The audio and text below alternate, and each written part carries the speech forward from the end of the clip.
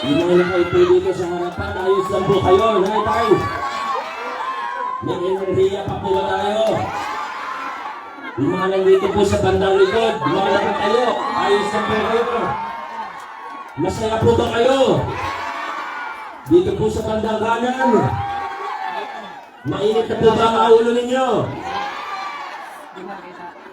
Dito po sa kaliwa. Yung mga nasa likod, ayos lang po kayo. Chairman Jesse, sa lahat po ng mga kasama natin ngayon, sa mga nakatayo sa upper box, ay, kaya.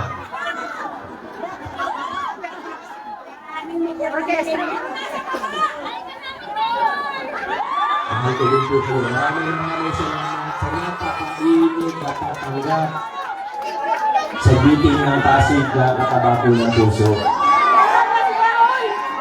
Pero yung mga ano po, kasi tatanghali na, yung mga naiinitan po sa likod, okay lang po kung gusto nyo sumilong, ha?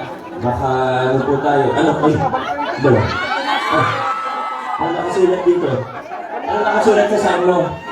Mayor Dico lang, sa Kalan. Ano? Sa Kalan. Ano po sa Kalan? Nakakapital kasi yung kayo eh. Wala ako sa Kalan. Grabe talaga mga taga-bagong ilog. Ano? Sino po dito taga-Pulok Maligaya?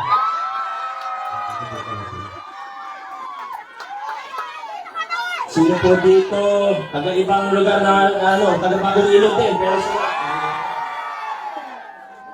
sa sobrang init ng pagtanggap ninyo sa amin, palakad po dito, talagang hilo na po ako. Marami po yung ihitan. Maraming salamat po talaga sa inyo. Ang layo na nga po nang narating natin mula 2019. Noong 2019, buwisit na rin po kami dito. At masaya rin naman tayo ngayon, pero hindi ganito kasaya. Noong 2022, bumisita rin naman po kami dito. Pero marami na rin tayo noon, pero mas marami tayo ngayon. Napansin mo yan. At mas malakas yung sigawan ngayon. Meron pa pala siya pang upper box dun. Ano po? Maraming salamat sa pagpapakabit ng tarp. Alam niyo, yung mula 2019, marami tayong pinaglaban na pagbabago. Siniguro po natin kung ang sigaw ng Pasigueño ay iba na lang, hindi mananatiling mababaw yung sinasabing iba o pagbabago. Hindi pwedeng, hindi tayo pumayag na manatiling mababaw na pinalitan mo nga yung pangalan ng mayor, pero yung sistema, yung kultura, yung politika, at ang gobyerno ganun pa rin. Tunay yung pagbabago na pinaglaban natin. Kasama po ang mamamayang Pasigueño, nakipaglaban po tayo. Naglilis tayo ng pamahalaan, pero higit pa rito, binago natin ang kultura ng paggobyerno. Paborito po natin simbolo ng pagbabago na ito. Dinalipuran natin yung takutan, yung palangasan. Ano po yung paboritong simbolo natin? Pamaskong handog. Paborito po natin yung pamaskong handog. Dati, dadaan sa leader, dadaan sa organization, kung sino yung malapit, mas marami. Ngayon, paano po ang sistema natin? Kaibigan, siyempre meron. Pero kahit nakaaway, kahit nakalaban, meron pa rin. Hindi pa rin nangyayari. Pero tandaan po natin, yung pamaskong handog, simbolo ng po yan. Sa ospital natin, ganyan din po yung ginagawa. Sa health center, ganyan din po yung ginagawa. Naalala niyo dati, uso yung blue card, yellow card. Tinanggal ko noong 2019, naalala niyo, ibang senior, nagreklamo, nagaling po sa akin yung iba. Pero kada pinaliwanag po natin na maayos. At ngayon, nakita naman po natin kung bakit natin tinanggal yung blue card, yung yellow card. Dahil hindi po dapat kung sino lang ang may card, yun lang yung nakatanggap ng magandang serbisyo. Kailangan para sa lahat. Kung kaya naman ipasok lahat sa no balance billing, yan na po. Yung tayo sa ospital natin, no balance billing po tayo. Nag-i-expand pa po tayo. May mga bago sa TCGH, pero alam po natin, talaga na sa boundary area, gaya ng kinuwento ni Vice Mayor Dodot kanina, ang ginawa po natin, sa totoo, mas malapit dito yung Child's Hope. Tama po? Ano pong ginawa natin para dumagdag yung serbisyo, para lumaki yung emergency room? Ano pong ginawa natin? Sa kasalukuyan ay under renovation at upgrading ang ating Child's Hope. Siya na po ay Pasig Hope Medical Center, pangalawang general hospital na mas malapit po sa inyo. At muli po, hindi na kailangan ng blue card, yellow card para makatanggap ng discount o para malibre doon. Kwalipikado naman po tayo, tinitingnan lang kung Pasig resident. No balance billing po tayo sa ating mga hospital. Pero importante din po yung health center, yung universal healthcare natin, yan po yung pundasyon niya. Nakita niyo po, nag-upgrade din tayo, pati yung digitization, hindi na mano-mano yung mga records natin. Nakita niyo po, di ba? Para sa mga pupunta sa health center, nag-digitize na po tayo. Di-computer na, bumili tayo ng software para nakakonekta din sa iba pang center. Pag lumipat ka sa Barangay Kalawaan sa susunod na taon, dati, panibagong records na naman, pupunta ka pa dun sa dating health center mo kahit mas malayo. Lumipat ka ng Manggahan. Ngayon, ang health center natin naka-integrate na yung mga record po natin. Yung isa rin po natin ginawa. Minsan na natin mapag-usapan. Pero balikan natin yung mga pagbabagong pinatupad po natin. Ano po bang ibig natin sabihin? Dito sa, yun nga, yung sinisimbolo ng pamasungan doon. At hindi lang po sa pamasungan doon, hindi lang sa healthcare, kundi sa lahat ng servisyo, sa lahat ng programa, ito naman po talaga yung ginawa natin. Naalala niyo po nung una kami naglalakad dito sa Bagong Ilog, sa lahat naman ng barangay sa Pasig. Pag bumababa kami ni Congressman Roman, kung dalawa lang magkasama nun, madalas kasama rin si Consitivo. Minsan kaming tatlo lang, o ako mag-isa lang, o kasama ko lang si Kong. Madalas may mga lumalapit sa amin, pero mabilisan lang. Nakatayo ako dyan, biglang nilalapit sa amin. Konsi pa ako yun. Kung maalala po ninyo, 2019, bago mag-eleksyon. Konsi. Secret lang. Totoo yan. Meron po ba ditong sinuportahan kami nun, pero secret lang? Pag tinatanong po namin kung bakit, kasi madalas nagbubulungan kami, tapos biglang tatakbo na palayo. Magtatago na. Minsan hinahabol ko. Ate, ba't naman secret? Dito na, tatanong kong ganun. Madalas po, sabi sa akin, pasensya na, Konsi. Alam niyo naman, magkamag-anak ko nagtatrabaho sa City Hall. May anak pa pong scholar ng Pasig. O, kasi nagtatrabaho ako sa barangay. Kasi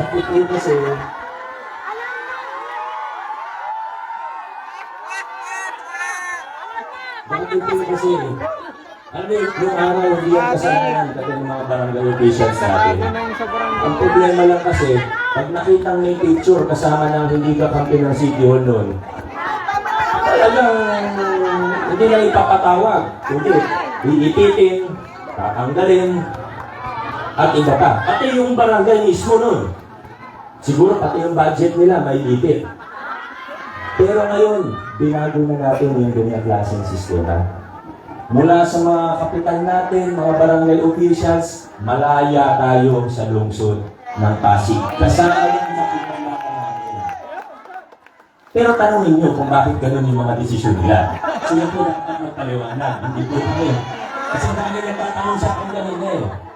Ito, walang samaan ng loob, Yan nga po yung pinaglaban natin na maging malaya ang Pasig.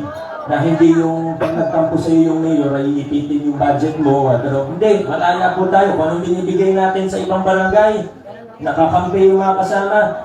Ganun pa rin. May financial, alam niyo po ba na may financial assistance ang barangay ay mula sa city government? Hindi alam nyo ba? Hindi po nila sinasabi. Kada barangay, pag maliit na barangay, may 3 million kada taon mula sa lokal na pamahalaan. Hindi pa po tapos. Pag malaking barangay, meron po 5 million mula sa city government sa iba ng barangay. Hindi pa po tapos. Pag naliquidate nila yung 3 million at 5 million, papakita nila saan nila ginastos. Ginagamit naman ng maayos siguro. Baka hindi lang nire-report ng maayos. Pero siguro nagagamit naman. Wala akong sinasabi ha, kasi sa pag nalipid po nila sa amin, nagdadagdag pa ang city government ng plus 1 million. Alam niyo po kung bakit ko ginawa yan? Nagsimula tayo ng pandemic. Pero alam niyo po kung bakit ko ginawa yan? Kasi nung naupo ako bilang mayor, sa totoo nagulat po ako. Kasi una kong upo bilang mayor, may mga pumila sa akin na kapitan. Yung mga pumunta sa opisina ko na kapitan, may dalang mga request. Nagulat po ako. Pati tabo at balde at sabon at panglinis kasama sa request nila sa city government. Hindi ko po nila lahat ha. Hindi bagong ilog yun. Yung sa akin na po yung sa iba. Hindi ko ilog yun. Kaya talaga, mayroon ko rin kayo eh. Sandali lang, makapusin yung ilog. Eh sabi ko, ba't ganun? Ultimo panglinis ng inodoro, nire-request sa city government. Ano kaya yung pwede natin gawin? Kasi baka naman, yung ibang barangay, lalo na yung mas maliit mo na barangay, siguro medyo nahihirapan din po talaga sila kung maliit din. Huwag natin judge kagad. So ang ginawa ko po, imbis na, ang hirap ng ganun eh, kung malapit ka sa mayor, lahat ng request mo, granted. Tapos sa mga building, ganyan, mga kalsada yung papagawa. Ayoko ng palakasan system. Kasi sa palakasan, ilan lang yung makikinabang. Ano pong ginawa natin? Kung sa pamasong handog, ginayawan natin yung leader dito. Gusto natin lahat meron. Ganun po yung ginawa natin sa tulong sa mga barangay government natin. Ang ginawa po natin, automatic. Lahat ng 30 barangays natin may 3 million or 5 million na financial assistance. Sila na po yung bahala. Ulit-ulit pa lang po. E ganito naman po. Kasi ayoko naman nag-ano po tayo. Ano yung kaibigan ko rin naman ng inyong mga barangay officials. Wala tayo, hindi natin sila pinagbibintangan o ano. Ganito na lang po. Kasi may mga nagtatanong eh. Ang gagawin ko na lang po, yung financial aid, di ba nga, nililiquidate nila sa amin. 30 barangays naman, hindi lang bagong ilong mga sinasabi ko. Kami walang budget. Nung Ipopost ko po, ipapublish ko kung saan nila ginagamit yung kasi kung ano nakita niyo, magagamit naman sa tama, huwag natin sila pagbintangan na husgahan kagad. Diba, hindi porket hindi natin kasama sa politika ay pagbibintangan kagad. Huwag tayo gano'n. Relax lang po tayo. Pero, ipapaalala rin po natin sa lahat na ito na nga po, nandito na tayo bilang isang lungsod. Pinalikuran na nga natin yung sistema na luma na takutan mula sa barangay. Sana hindi totoo yung mga narinig ko na nagsumbong sa akin kanina. Ako naglalakad, galing ako doon, di ba? Ako na dito. Sabi sa akin, may naglagay daw ng tarp, may politiko daw naglagay ng tarp sa bahay nila, sa gate nila. Ngayon, hindi naman daw niya gusto yung kandidato na yon. Gusto niya tanggalin, gusto niya ikabit yung tarp namin.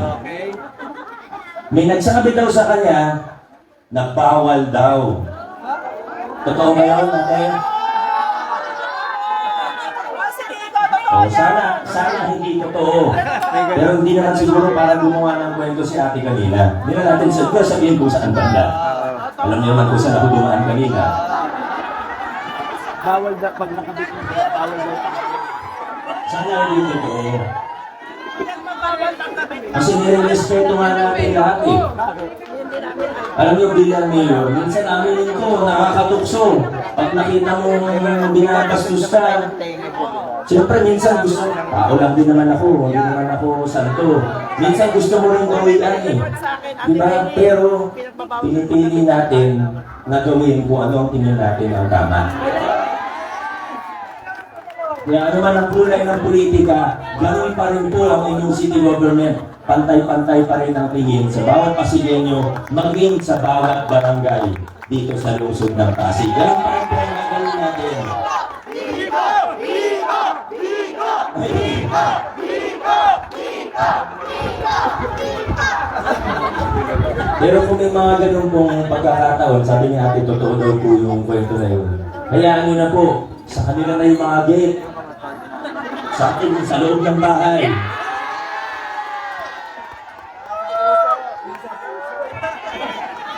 Sa kanila yung mga ano, sa kanila na yung mga pader. Basta atin yung mga puso. Maraming salamat po sa inyo. Ha?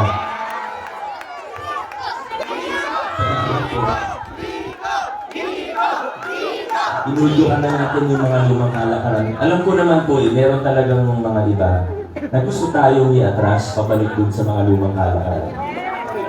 Siguro kasi mas nakikinabang sila sa mga lumang kalakaran.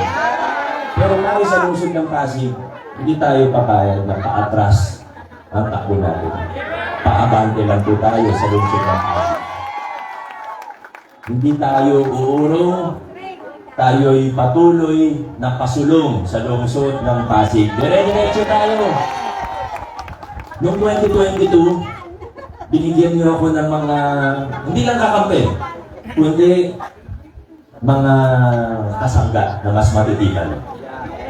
Sa congressman, siguro kahit hindi na pag-isipan.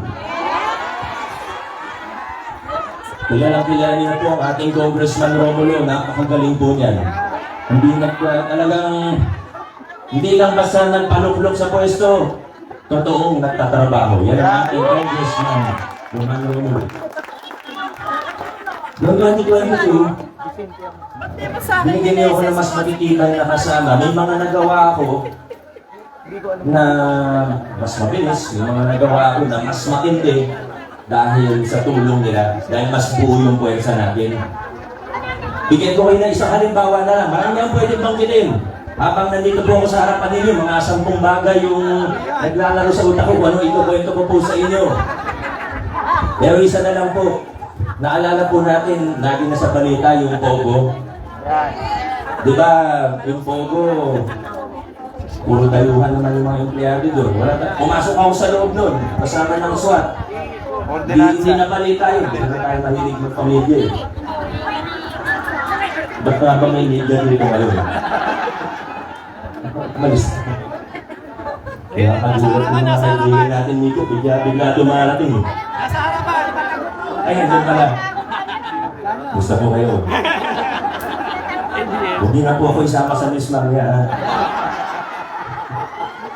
Ano po?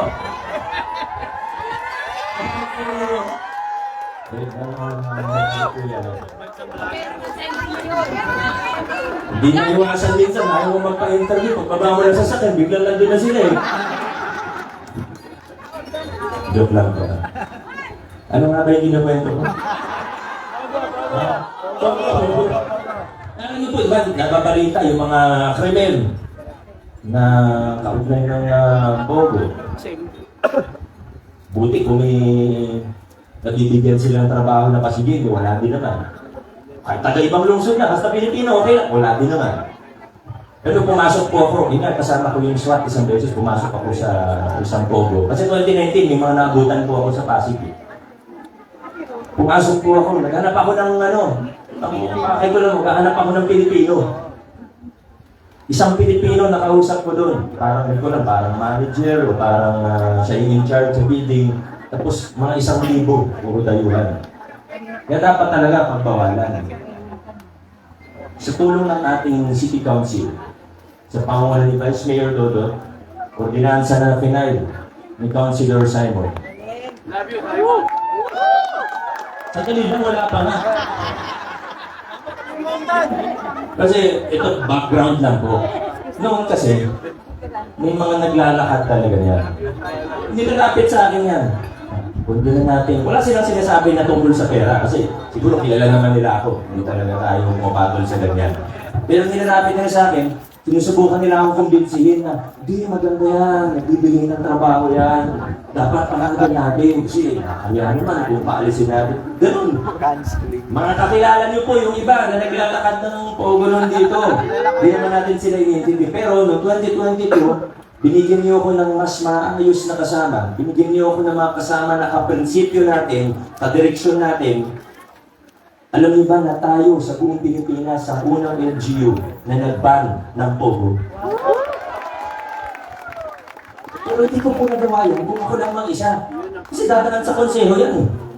Ang mayor, hindi naman hari ang mayor eh. Siyempre, kailangan kasama yung city council. Vice Mayor Dodot Jaworski, maayos na Vice Mayor at nakapangasiwa ng mga konseho. Mga konseho natin, narinig yung ibang accomplishment natin, pero sa totoo lang, bitin yung mga talumpati nila kanina kasi ayaw lang nilang masyado kayong mainitan. Buwaro tayo. Isa na lang po yung babanggitin ko. At sila sa may ibang konseho, shortcut ko na po, hindi ko na babanggitin ng isa-isa. Ng isa-isa yung mga konseho. Kasi alam niyo naman na poging-pogi si Consul Volta. Alam niyo naman na hindi kayo mauuhaw pagkasama si Consul Eric kasi marami siyang picture na po nila.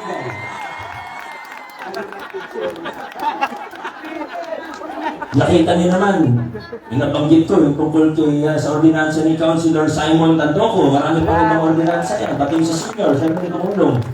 Si Councilor Paul, yung expansion ng local senior pension natin para makasama na yung mga maliliit na SS.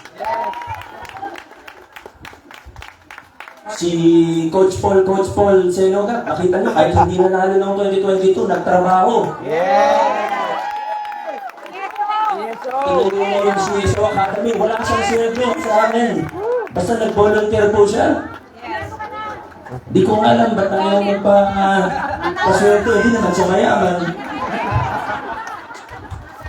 Bait lang talaga. Nakamasipaw. Pero may isa po ang kailangan banggitin. Dahil nakita ko po yung iba kanina. May konti yung request yata. Sabi ko daw, doli ko nila. Si Alex sabi ko sa akin na may concern yung mga tao dito. Sino nakatira dito sa likod?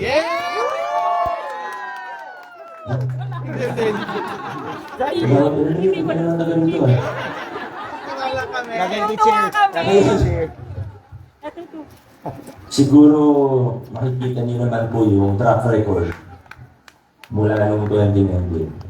Pag nakita natin na pwedeng ayusin ng pamahalaan ng isang problema o isang issue, hindi tayo nagpabaya. Alam niyo po ba na sa buong lungsod ng Pasig, nasa mahigit 3,000 pamilya ang natulungan natin para mapasa kanila ang lupa na kinatitirika ng pamilya. Basta safe. Yan po yung una, basta safe, basta maayos at basta kayang gawin. Ginagawa po natin yan dito sa lungsod ng Pasig. More than 3,000 na po sa tulong ni Councilor Kiko Uzcan. Ngayon, meron na pong resolusyon na second reading pasado na. For committee hearing po na ninyo, yung sa Cuevas Property.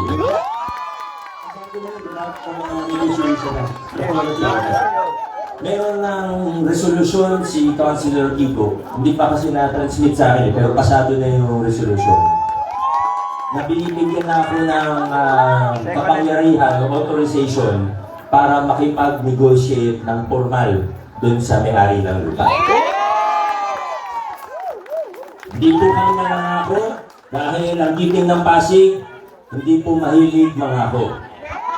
Maalala po ninyo, 2022, pinangako ba namin yung local senior pension at expansion ng local senior pension? Hindi po. Hindi namin pinangako yun, pero nung nakitang kayang gawin, ginawa na lang po natin. Yung Pag-asa Scholarship Program, oo, may mga panukala, pero pinangako ba namin yun noong 2022? Hindi po. Pero nung nakitang kayang gawin, ginawa na lang po natin. Dahil pag malapit na eleksyon, sawang-sawa na tayo sa pangako ng politiko. Kaya ang tanging pangako namin ay hindi kami mangangako sa inyo.